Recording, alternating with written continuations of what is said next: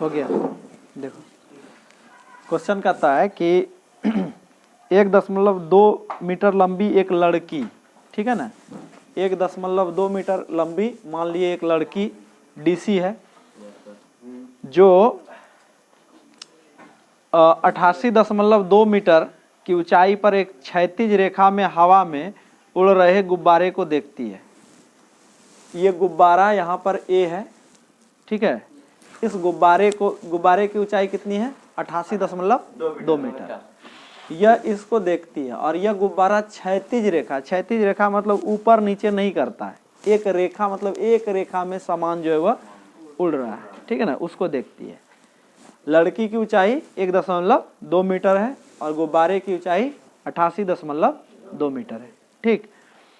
उसके बाद कहता है कि किसी क्षण लड़की की आंख से गुब्बारे का उन्नयन कोण 60 डिग्री है, कुछ समय बाद उन्नयन कोण घटकर 30 डिग्री हो जाता है। प्रारंभिक स्थिति में गुब्बारा यहाँ रहता है उसके नज़दीक, तो वह इस गुब्बारे को जो शुरुआत में देखती है तो अपने आंख से वो 30 डिग्री का उन्नयन कोण बनाती है। कुछ देर के बाद यह गुब्बारा उड़कर ई से ए पर आ जाता है, ठीक है ना। ऊंचाई वही है, ऊंचाई में परिवर्तन नहीं होता है, सिर्फ गुब्बारा क्या होता है, जगह एक जगह से दूसरा जगह चला जाता है उड़कर। जब यहाँ ई से ए पर गुब्बारा पहुंचता है तो उन्नयन कोण अब 60 से घटकर जो है 30 बनने लगता है। तो यहाँ पर निकालना है कि गुब्बारे द्वारा कितना दूरी तय किया गया। तो गुब्बारे कहाँ से गया? एफ से जी पर या फिर एच से बी पर हम कह सकते हैं, ठीक है।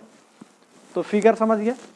अब चलो थोड़ा लिख लेते हैं कि मान लिए ए बी बराबर 88.2 मीटर और यही ऊंचाई बी एच का मान लिए या ई एच का ऊंचाई, ये क्या है? गुब्बारे की भूमि से ऊंचाई, यानी जमीन से गुब्बारे की ऊंचाई कितनी है?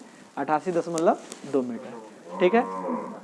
साथ ही साथ ये डीसी जो है, डीसी जो देख रहे हो ये क्या है? लड़की की ऊंचाई ना। डीसी क्या है?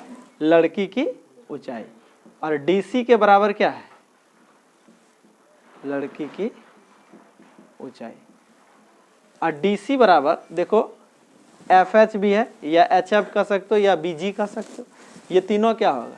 इसी ऊंचाई का होगा ना। 1.2 लिख लिए। अब चलो एजी अगर हम निकालते हैं, एजी को निकालते हैं तो एजी बराबर क्या लिख सकते हैं?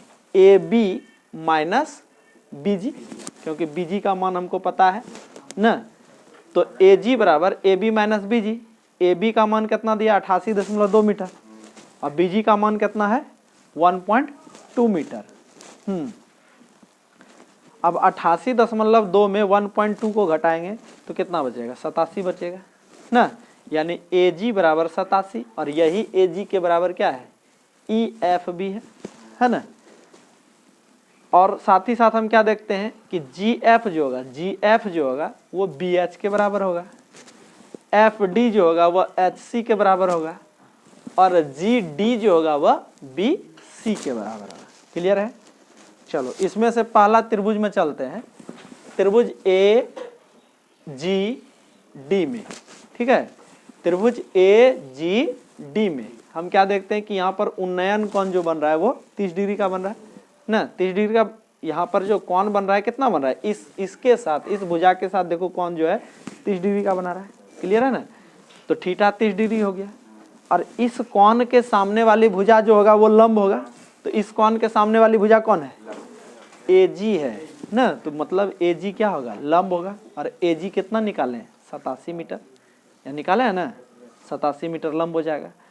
और यह एजी जो है किसके साथ समकोण बना रहे हैं? तो यहाँ पर जो है इसी भुजा के समांतर ये भुजा मान लिए, इसके साथ यहाँ कौन बना रहा है? 90 डिग्री का। तो ये क्या हो जाएगा? आधार हो जाएगा, यानी जी डी क्या हो जाएगा? आधार हो जाएगा।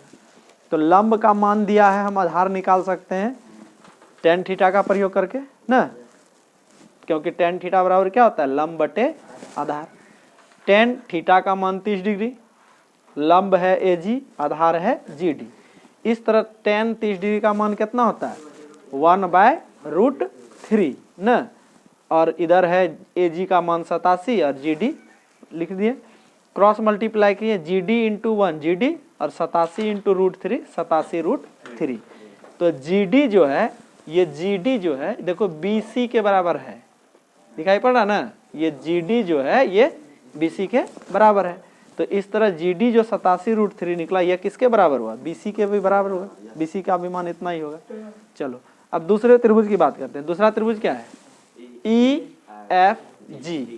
इसमें देखो EFG में जो यहाँ कौन बन रहा है, ये बन रहा है बड़ा कौन 60 डिग्री, यानी यहाँ थीटा का मान कितना होगा 60 डिग्री, थीटा लिख दिया 60 डिग्री। और इस कौन के सामने वाली भुजा कौन है? ये EF है, तो EF क्या हो जाएगा? लंब हो जाएगा।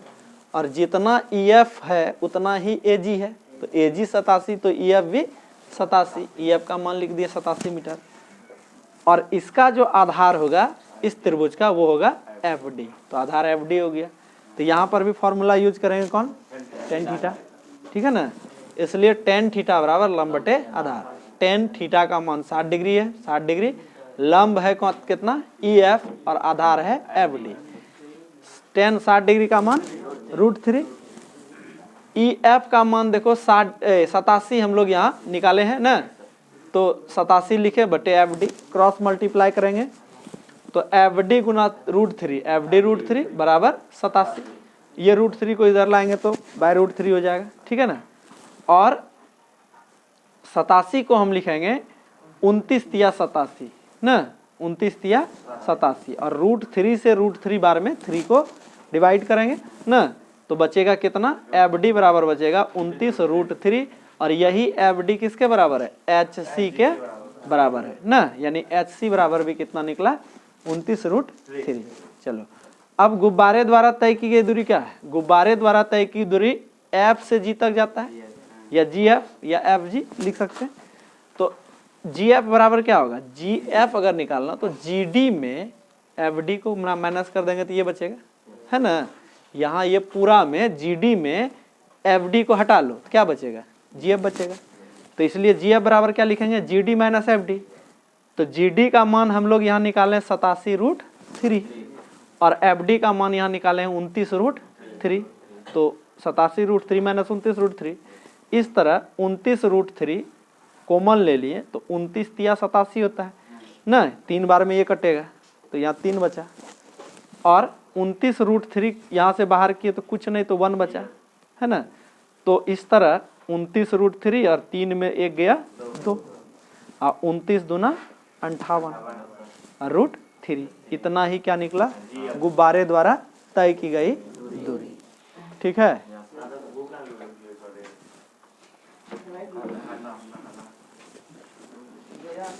समझ गया ना? चलो।